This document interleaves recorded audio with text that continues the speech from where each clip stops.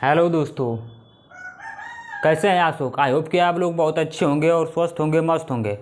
आइए आज हम लोग एक शानदार टॉपिक का निपटारा करने वाले हैं, सार्वगुणज और सार्वगुणनखंड क्या होता है और इसमें कैसे कैसे सवाल लगते हैं, वो पूरी जानकारी आप लोग को हम पूरा अच्छे तरीके से समझाएंगे। ठीक है, तो चलिए हम अपने वीडियो की ओर बढ़ते हैं।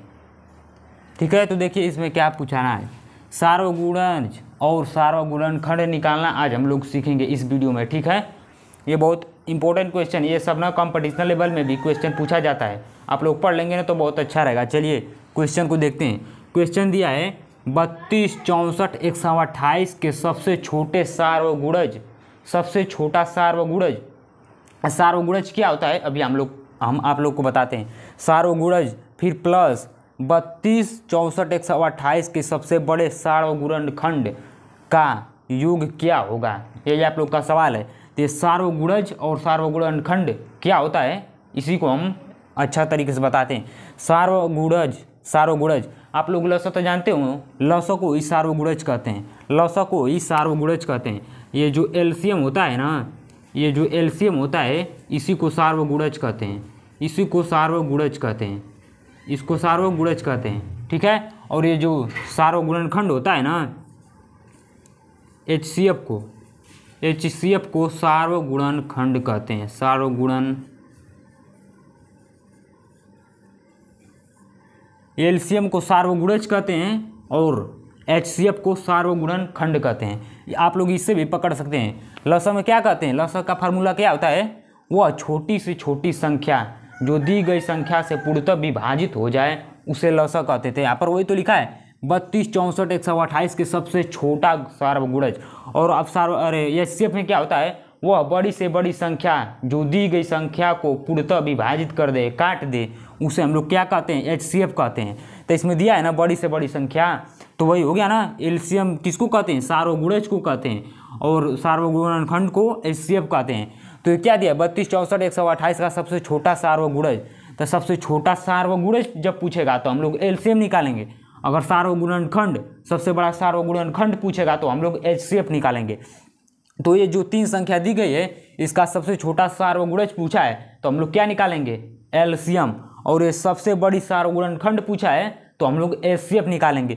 फिर इसका एलसीएम और उसका एचसीएफ जोड़ देंगे, वही आंसर हो जाएगा। ये बीच में प्लस दिया है ना, इसका एलसीएम निकालिए और फिर इसका एचसीएफ निकालिए और बीच में प्लस है जोड़ दीजिए, बस आप लोग का आंसर आ जाएगा। ठीक है, इसमें प्लस भी पूछ देगा सबसे छोटा सार्वगुणज, यहाँ पर कभी माइनस भी कर देगा, कह देगा सबसे छोटा सार्वगुणज में से सबसे बड़ा सार्वगुणनखंड को घटाइए, फिर कभी कहेगा भाग दीजिए, फिर कभी कहेगा गुणा करिए। तो चारों जो सवाल होता है ना, चारों हम आप लोग को बताएंगे। ठीक है, तो वीडियो पर लास्ट तक बने रहिए। ठीक है, अगले वीडियो में बताएंगे।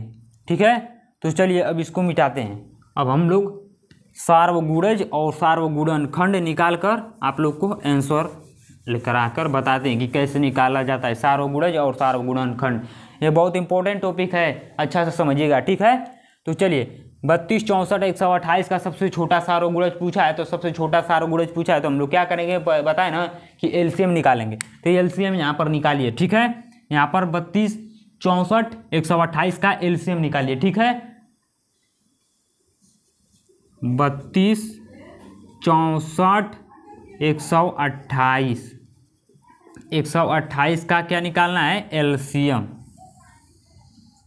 एलसीएम निकालना है। ठीक है, तो चलिए एलसीएम देखिए। ठीक है, एलसीएम देखिए, पहले हमको क्या बताए थे एलसीएम निकालने के लिए कि सबसे छोटी संख्या से काटा जाता है, यानी कि दो से पहले काटेंगे। ठीक है, 2 से, तो 2 से काटेंगे तो कितने बार में जाएगा, 16 दूनी 32, फिर ये कितने बार में जाएगा, 32 दूनी 64। अगर आपको एलसीएम नहीं निकालना आता है ना तो एलसीएम वाली वीडियो मैं अपलोड कर चुका हूँ, जाकर देख सकते हैं, डिस्क्रिप्शन में उसका लिंक भी है। ठीक है, तो चलिए देखिए, ये 2 से काटेंगे। अब इसको 128 को काटेंगे तो 2 छक्का 12, 2 चौका 8, 64 दूनी 128। फिर उसके बाद देखिए, फिर उसके बाद फिर ये 2 से कटेगा, 2 अट्ठे 16, और फिर 16 दूनी 32, और फिर ये 32 दूनी 64।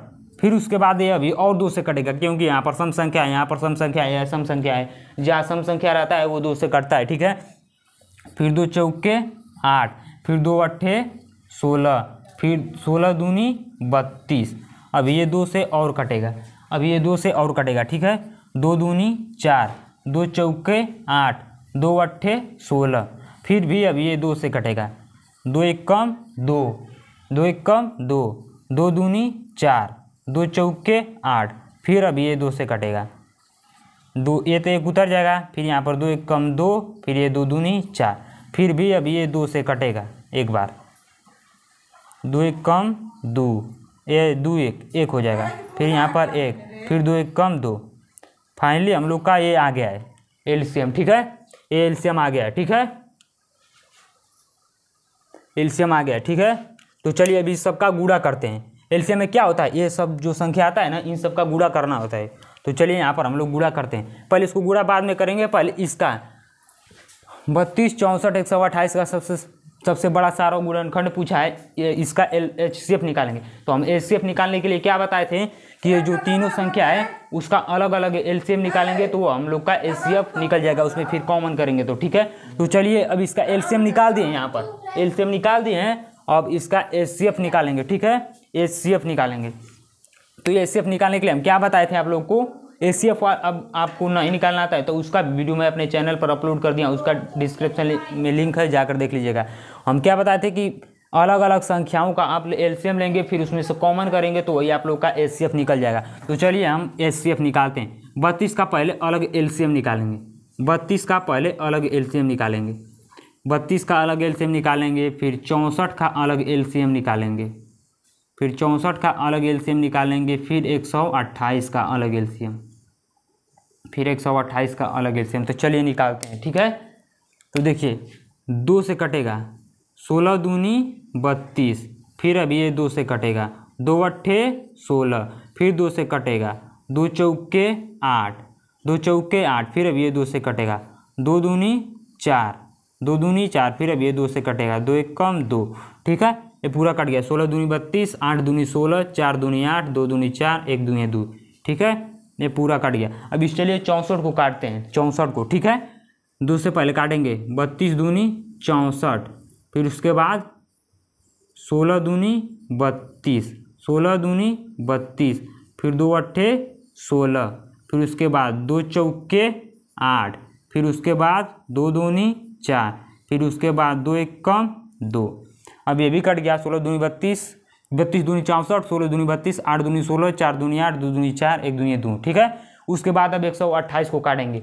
हम बताए थे ना आप लोग को कि अलग अलग संख्याओं का एलसीएम निकालेंगे, फिर उसको ये जो है इसमें कॉमन खोजेंगे, जो ये सब आया है, ये सब आया है, इसमें कॉमन खोजेंगे, जो कॉमन मिलेगा फिर उसका गुणा करेंगे तो वही हम लोग का एचसीएफ होगा। ठीक है, 2 से अब इसको काटिए, 2 से इसको काटेंगे, 2 छक्का 12, 2 चौके 8, 64, फिर 2 दूनी 6, 2 दूनी 4, 32, 32 दूनी 64, फिर 16 दूनी 32, फिर उसके बाद 2 अट्ठे 16, फिर उसके बाद 2 चौके 8, फिर 2 दूनी 4, फिर उसके बाद 2 एक कम 2।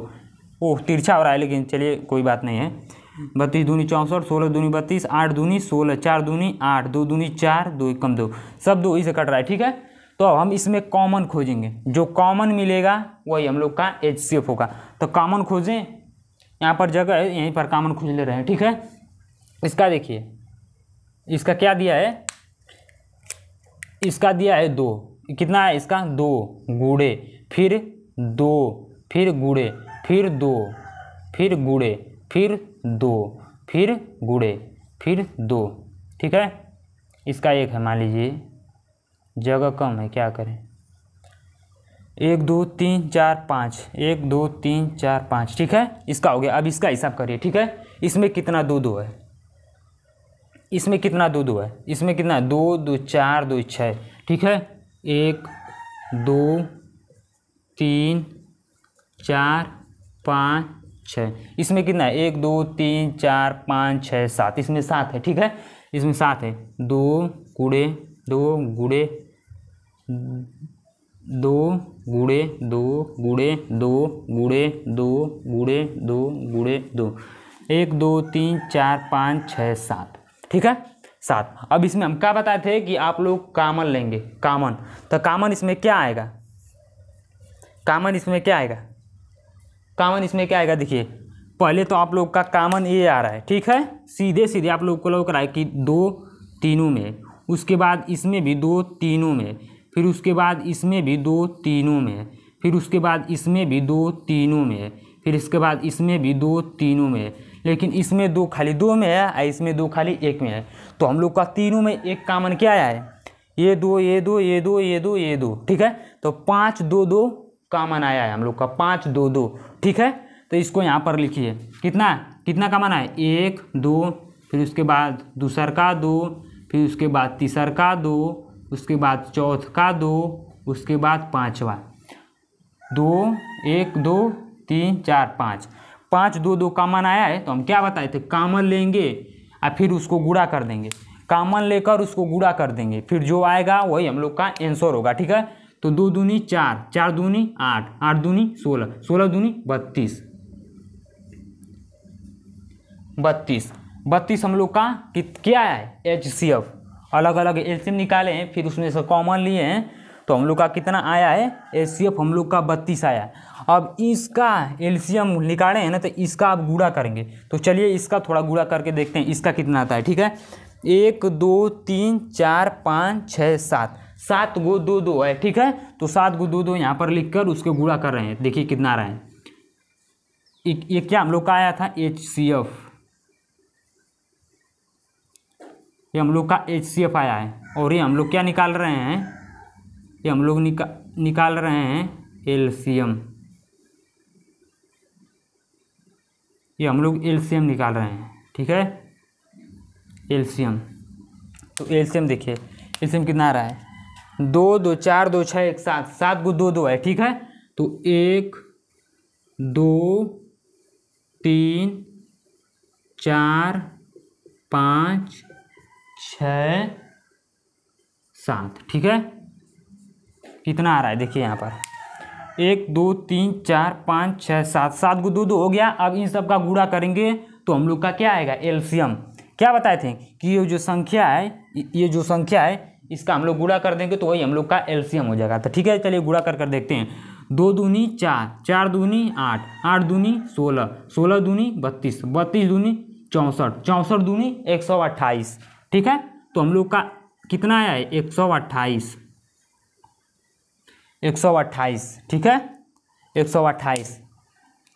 तो हम लोग का HCF आ गया 32 और एलसीएम आ गया 128। तो हम आप लोग को क्या बताए थे, सबसे छोटा सार्वगुणज। तो सबसे छोटा सार्वगुणज यानी कि एलसीएम हम लोग निकाले हैं 128। फिर उसके बाद 32 64 128 का सबसे बड़ा सार्वगुणनखंड यानी कि HCF। तो HCF हम लोग निकाले हैं 32। अब इन्हीं दोनों को बीच में क्या दिया है, प्लस, इन्हीं दोनों को जोड़ना है, जोड़ेंगे जो आएगा वही हम लोग का आंसर हो गया, ठीक है। तो चलिए इसको जोड़ते हैं, एकदम फार्मूला पर रख दे रहे हैं, ठीक है। क्या बोला है, सबसे छोटा सार्वगुणज, छोटा सार्वगुणज, सबसे छोटा सार्वगुणज प्लस बड़ा सार्वगुणनखंड।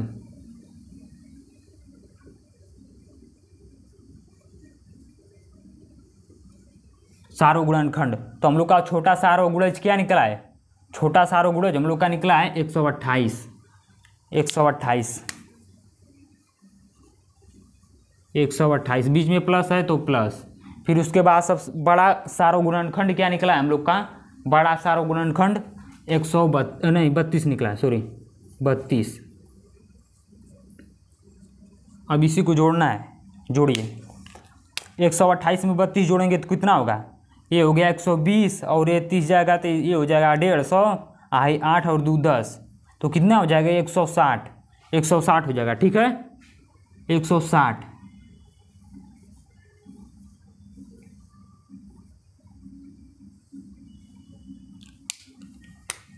ये 160,